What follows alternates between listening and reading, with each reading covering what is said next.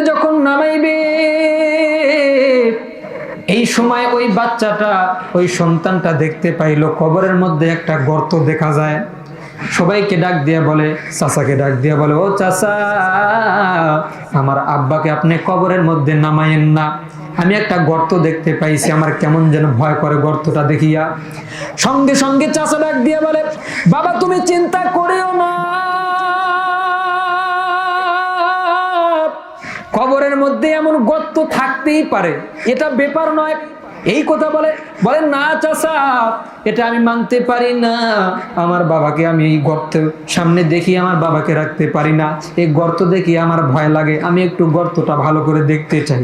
সকলেই বলল, হুজুরেরা বলল, ঠিক আছে তুমি গর্তটা দেখো।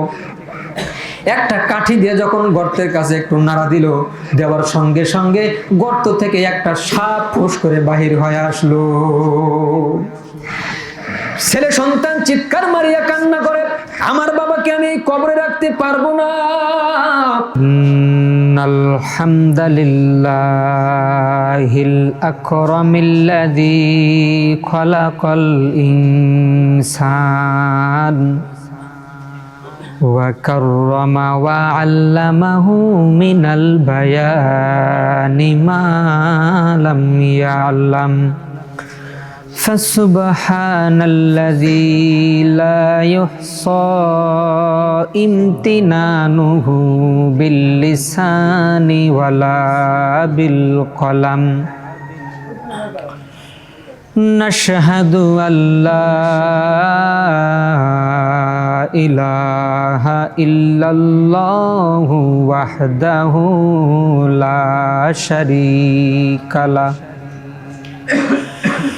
ওয়া নাশহাদু আন্না সাইয়্যিদানা ওয়া হাবিবানা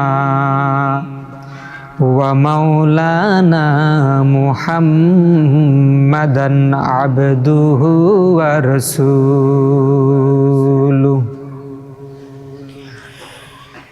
الذي أرسله بالحق بشيرا ونذيرا وداعيا إلى الله بإذنه وسراجا منيرا فقد قال الله تعالى في كلامه المجيد وفرقانه الحميد أعوذ بالله من الشيطان الرجيم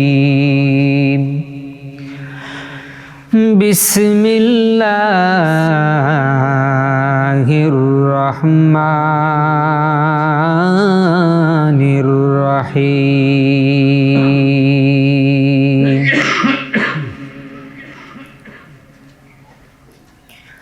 النار يعرضون عليها غدوا وعشيا ويوم تقوم الساعة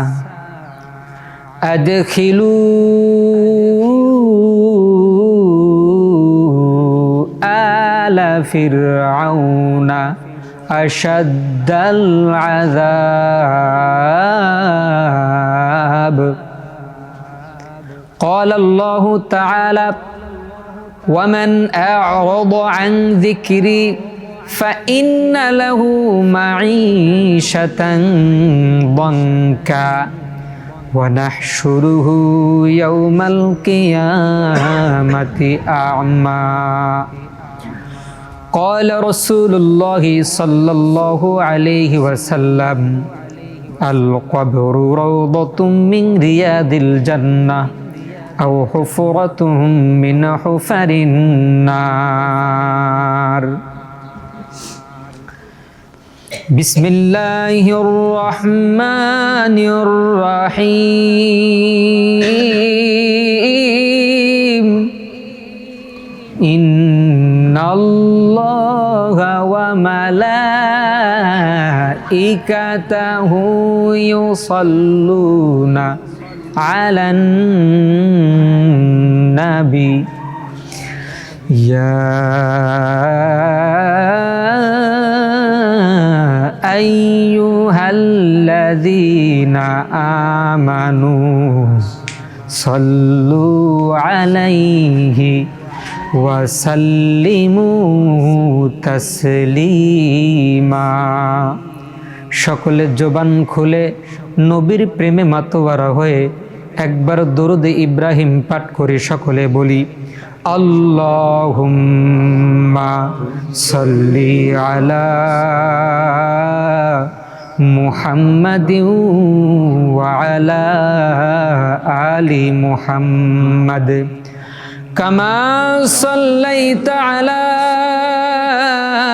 ইব্রাহিম ওয়া আলা আলি ইব্রাহিম ইন্নাকা হামিদুম মাজিদ আল্লাহুম্মা বারিক আলা মুহাম্মাদিন ওয়া আলা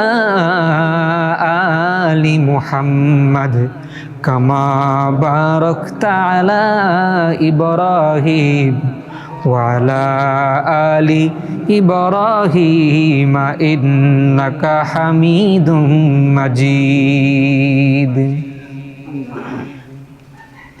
শিবে আবু তালিব সে একে কারাগার কাটলো সেথায় তোমার বহুদিন হলো পার না খেয়ে না ঘুমে কত রাত জেগে জেগে দিন কায়েমের তরে ধৈর্য ধরে ধরে হে রাসূল বালাগল উলা বিকামালিহি কাশাফাদ্দুজা বিজামালিহি হাসুনাত জামিউ খিসালিহি সাল্লু আলাইহি ওয়া আলিহি। সমস্ত প্রশংসা সেই মহান রব্বুল আলামিন, যেই মহান রব্বে কারিম আমাদেরকে আবারও দীর্ঘ এক সপ্তাহ পরে জুমার দিনে আল্লাহর ঘর মসজিদে এসে সবার আগে আগে বসার তৌফিক দিলেন। সেই মহান রব্বে কারিমের প্রতি সকলে একবার শুকরিয়া জ্ঞাপন করি, সকলে বলে আলহামদুলিল্লাহ। যিনি বিশ্বের সেরা ডাক্তার, বিশ্বের সেরা মাস্টার, বিশ্বের সেরা জ্ঞানী, সর্বোৎকৃষ্ট মানুষ, সদাকতে পাইকার, সদাকতে হামি, সেই মহামানবের প্রতি সকলে একবার দরুদ পাঠ করি, সকলে বলি সাল্লাল্লাহু আলাইহি ওয়াসাল্লাম। সম্মানিত হাজিরিন, আজকে যে বিষয়টা আপনাদের সামনে নিয়ে আসছি, বিষয়টা হলো কবর সম্বন্ধে। কবরের আযাব, কবরের সওয়াল জবাব সম্বন্ধে। কবরে আযাব হবে কিনা এই বিষয়ে অনেকেই অনেক মত দেয় এই বিষয়ে, যে মৃত্যুর পরে হাসর নাসর তো হবে, তো হাসর নাসরের পরে তো হিসাব নিকাশ হবে, তারপরে আল্লাহ জান্নাত জাহান্নাম নির্বাচন করবেন, তো এই কবর জগতে আমাদের কি হবে সেই বিষয়ে আলোচনা হবে। অনেকেই মনে করে তাহলে কি কবরে যে আমরা ঘুমাবো? না, বিষয়টা এরকম না, এর জন্য বিষয়টা নিয়ে এসেছি। জি বলেন। আচ্ছা, এই প্রশ্নের উত্তর আমি একটু পরে দিই, শেষের দিকে একটু মনে করে দিন। এখন দেখেন, তাহলে এই যে কবর সম্বন্ধে একটু কথা বলি। কবরকে বলা হয় আলমে বরজাখ। নাম কি? আলমে বরজাখ, মানে বরজাখের জগৎ। বরজাখ মানে কি? বরজাখের আবিধানিক অর্থ কি সেটা আমাদের জানতে হবে। কেন আলমে বরজাখ বলা হলো এই কবরকে? কবরকে আলমে বরজাখ বলা হয় এই জন্য, বরজাখ শব্দের অর্থ হলো পর্দা। কি অর্থ? মাশাআল্লাহ, জানেন মনে হচ্ছে আপনারা। মাশাআল্লাহ। বারজাখ শব্দের অর্থ পর্দা, তাহলে পর্দা কেন নাম হলো একটা বিষয়। দেখেন এই জগৎ, এহ জগৎ আর পরজগৎ, এর মাঝখানে আলমে বারজাখ মানে কবরের জগৎ। এই জগৎ থেকে নিয়ে ওই জগৎ পার হইতে আমাদের মাঝখানে একটা পার্টিশন আছে, পর্দা আছে, সেটাই হলো কবরের জগৎ। এই জন্য এই জগৎকে কি নাম রাখা হয়েছে? আলমে বারজাখ মানে পর্দা। এই পর্দাকে অতিক্রম করে আমাদের ওই জগতে যাইতে হবে। এই পৃথিবীর বুকে মানুষ মনে করে নির্দিষ্ট একটা গর্তের নাম হইল কবর, কিন্তু বাস্তব কথা এমন নয়। নির্দিষ্ট একটা গর্তের নাম কবর নয়, আলমে বারজাখ নয়। এই পৃথিবীতে মানুষ মৃত্যুবরণ করল, সঙ্গে সঙ্গে সেই কবরের জগতে চলিয়ে গেল। তাকে কবরস্থ করা হোক বা না হোক, যারা হিন্দু আছে তাদেরকে যে পুরানো হয়, তার মানে কি সে আলমে বারজাখে যায় না, কবরে যায় না? সেও আলমে বারজাখে চলিয়া যায়। দুনিয়ার বুকে কোনো মানুষকে যদি বাঘ, সিংহ বা অন্য কোনো হিংস্র প্রাণী যদি কোনো মানুষকে ক্ষত বিক্ষত করে ফেলে, ছিন্ন বিচ্ছিন্ন করে ফেলে, তাকে কবর দেওয়া যায় না, তাহলে কি ওই ব্যক্তি কবরে গেল না? তার মানে কি কবরে তার আযাব নাই যদি সে খারাপ কাজ করে থাকে? এটা ভুল কথা, ভুল চিন্তা। আল্লাহ রব্বে কারীম মৃত্যুর পরে আপনার শরীরের উপরে আঘাত করবে না, আপনার রূহের উপরে আঘাত হবে। তাহলে আপনাকে কেন শরীর লাগছে? আপনাকে যতই পুরানো হোক, আপনাকে যতই ছিন্ন ভিন্ন করে ফেলায় দিক না কেন, আপনার উপরে ঠিকই আযাব হবে।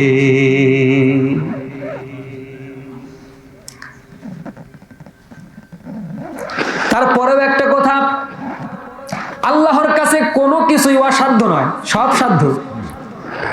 পরমাণু তো বুঝেন, একদম ছোট থেকে ছোট যে জিনিস আছে, আল্লাহ রব্বে কারীম কিন্তু সেই জিনিসকেও একত্রিত করিয়া আপনাকে মানুষের রূপ দিয়ে কিন্তু আপনাকে আযাব দিতে পারে।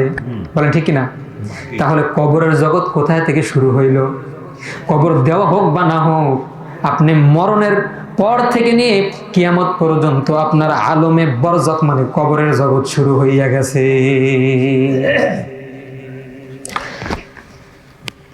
এই কবরের মধ্যে যদি কোনো মানুষ একবার শান্তিতে থাকতে পারে, আল্লাহ যদি শান্তি দিয়ে দেয়, আর আল্লাহ কোনোদিন তাকে জাহান্নামে দিবে না, আল্লাহ তাকে শান্তিতে হিদিয়া দিবে। কিন্তু কবরের মধ্যে যাওয়ার পরে কিছু মানুষ জাহান্নামের হাওয়ার মধ্যে থাকবে, মানে কষ্টে থাকবে। সেই মানুষগুলো হলো কাফের, কিছু মানুষ থাকবে মুনাফিক, আবার কিছু থাকবে বদকার মুমিন। কারা থাকবে? বদকার মুমিন।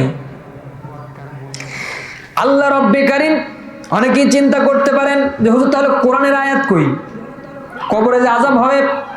আল্লাহ রব্বে কারীম কোরআনের মধ্যে স্পষ্ট করে বলেন, আন্নারু ইউরাদুনা আলাইহা গুদুওয়ান ওয়া আশিয়া ওয়া ইয়াউমা তাকুমুস সাআ আদখিলু আলা ফিরআউনা আশাদ্দাল আযাব। জোরে জোরে বলুন আল্লাহু আকবার।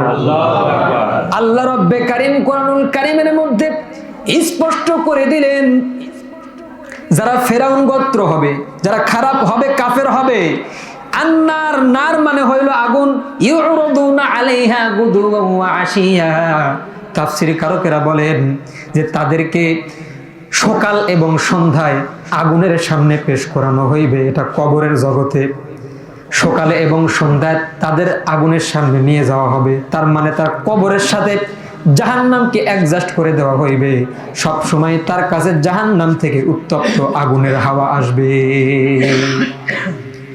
আর একটা আয়াত আছে, ওয়ামান আ'রাদা আন যিকরি ফাইন্না লাহু মাঈশাতান দনকা ওয়া নাহশুরুহু ইয়াউমাল কিয়ামাতি আমা।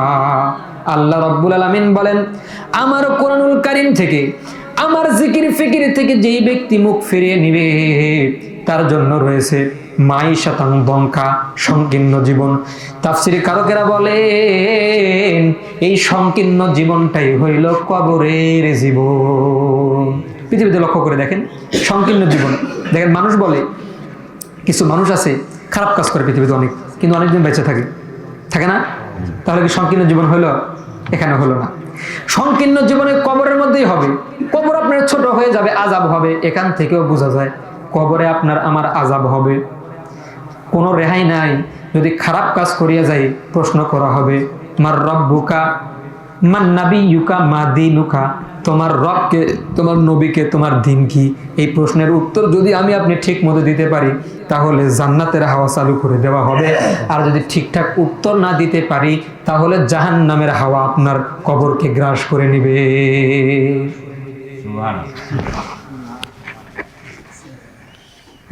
তাহলে কবরে আযাব আছে। ছোট্ট একটা ঘটনা বলে আমি শেষ করে দিব। চোখে দেখা কবরের আযাব থেকে কথা বলবো, সময় বেশি নিব না, কাম কাজের দিন, সময় বেশি নেওয়া যাবে না, বুঝছেন? লোকজন এখন আসেনি, দেখেন খুব কম আসবে, শেষে যাবে সবার আগে। রাসূল বলেন খারাপ মানুষ যদি দেখতে চাও আমার দিকে তাকাও, তুমি ওই মানুষের দিকে লক্ষ্য করো যে সবার শেষে আসে আবার সবার আগে মসজিদ থেকে বাড়া যায়। বুঝলেন? রাসূল বলছে এই কথা, সবার পরে আসে সবার আগে বাইরে হয়ে যায়। কবরের আযাব যে সত্য এই সম্বন্ধে আলোচনা করব। চোখে দেখা কবরের আযাব এই কিতাবের মধ্যে লেখা আছে, আপনারা কিনে নিয়ে পড়তে পারেন। কিতাবের মধ্যে লিখেছেন একজন বাবা দুনিয়ার বুক থেকে চির বিদায় হয়ে গেছে, মানে ইন্তেকাল করেছেন। তার একটা সন্তান আছে উপযুক্ত, এবং মৃত ব্যক্তির একটা ভাইও আছে।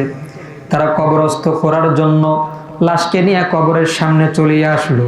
গ্রামের মুরব্বীরা, গ্রামের হুজুর সমাজ যারা আছে সবাই একত্রিত হয়ে গেল, ছোট বাচ্চারা সবাই একত্রিত হয়ে গেল। কবর খনন করা শেষ, কবরের মধ্যে যখন নামাইবে এই সময় ওই বাচ্চাটা, ওই সন্তানটা দেখতে পাইলো কবরের মধ্যে একটা গর্ত দেখা যায়। সবাইকে ডাক দিয়া বলে, চাচাকে ডাক দিয়া বলে, ও চাচা, আমার আব্বাকে আপনি কবরের মধ্যে নামাইয়েন না, আমি একটা গর্ত দেখতে পাইছি, আমার কেমন যেন ভয় করে গর্তটা দেখিয়া। সঙ্গে সঙ্গে চাচা ডাক দিয়া বলে, বাবা তুমি চিন্তা করিও না, কবরের মধ্যে এমন গর্ত থাকতেই পারে, এটা ব্যাপার নয়।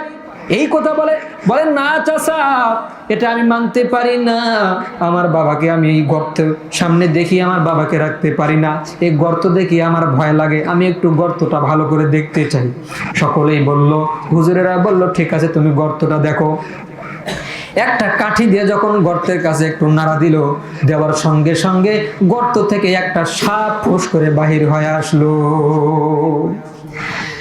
ছেলে সন্তান চিৎকার মারিয়া কান্না করে, আমার বাবাকে আমি এই কবরে রাখতে পারবো না, এই কবরের মধ্যে আমার বাবাকে আমি রাখতে পারবো না। নিজের আবেগের কথা প্রকাশ করে, ছোট যখন আমি ছিলাম আমার মনে আছে আমার বাবা যখন দুনিয়াতে ছিল আমার গায়ে যেন একটা মশানা কামড় দেয়, এই জন্য বাবা আমার জন্য মশারি টাঙ্গায় দিত, কয়েল লাগায় দিত, সব কিছু করতো। আর এই বাবাকে আমি কেমন করে এই কবরে রাখবো? এই কবরে আমার বাবাকে রাখবো না, আমি আরেকটা কবর খনন করব। আলেম ওলামার কাছে জিজ্ঞাসা করলো, ঠিক আছে তুমি আরেকটা কবর খনন করো। আরেকটা কবর খনন করা হইল। কবর খনন করার পরে আবার লক্ষ্য করিয়া দেখে কবরের পাশে আরো 3টা গর্ত দেখা যায়। কয়টা গর্ত? 3টা গর্ত দেখার পরে আবার এই সন্তান ডাক দিয়ে বলে, আমার বাবাকে আমি কবরে কেমনে রাখবো? 3টা গর্ত আমি দেখতে পারি, গর্তের মধ্যে আমি একটু নাড়া দিয়ে দেখতে চাই কিছু আছে কিনা। আমি সংক্ষেপ করে বলছি, আপনারা ভালো করে মনোযোগ দিয়ে শোনেন। গর্তের কাছে আবার নাড়া দেয়, দেওয়ার সঙ্গে সঙ্গে প্রত্যেকটি গর্ত থেকে 2টা করে সাপ বাহির হয়ে এসে ফুসফাস করা শুরু করে দিছে।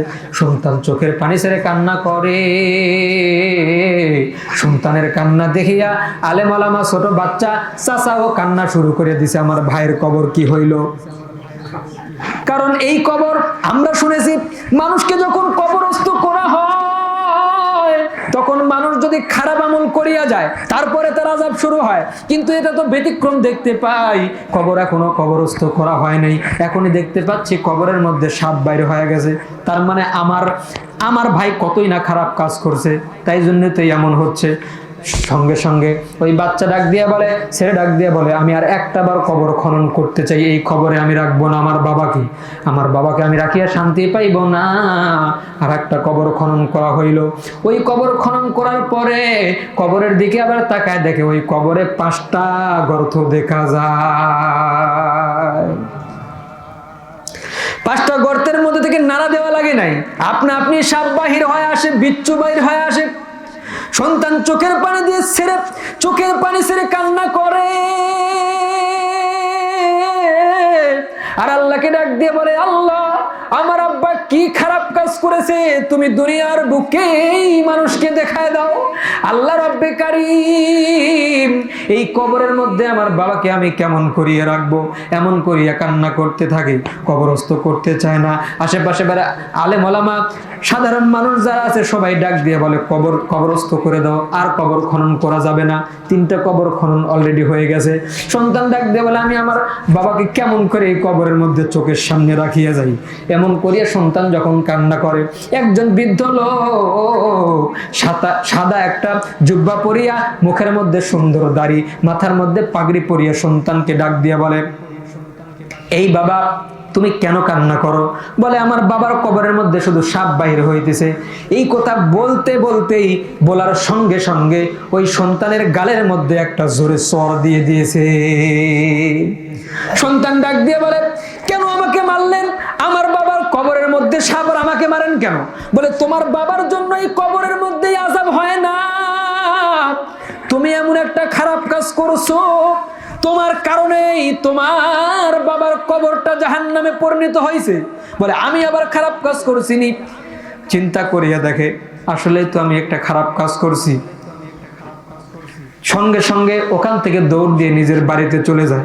চাচাও পিছে পিছে দৌড় মারে, লাশকে আর দাফন করা হয় নাই, লাশকে ওখানেই রাখা হয়েছে। সন্তান দরজা আটকায় দিয়া গোসল করিয়া সন্তান আল্লাহর দরবারে হাত তুলিয়া বলে, ও আল্লাহ রব্বুল আলামিন, আমি যে গুনাহ করেছি, আপনি দয়া করিয়া মায়া করিয়া আমার গুনাহকে মাফ করিয়া দেন, আমাকে আপনি মাফ করিয়া দেন, আর এই ওসিলা করিয়া আমার বাবার কবরকে আপনি জান্নাতের বাগান বানায় দেন। এমন করিয়া কান্না করে।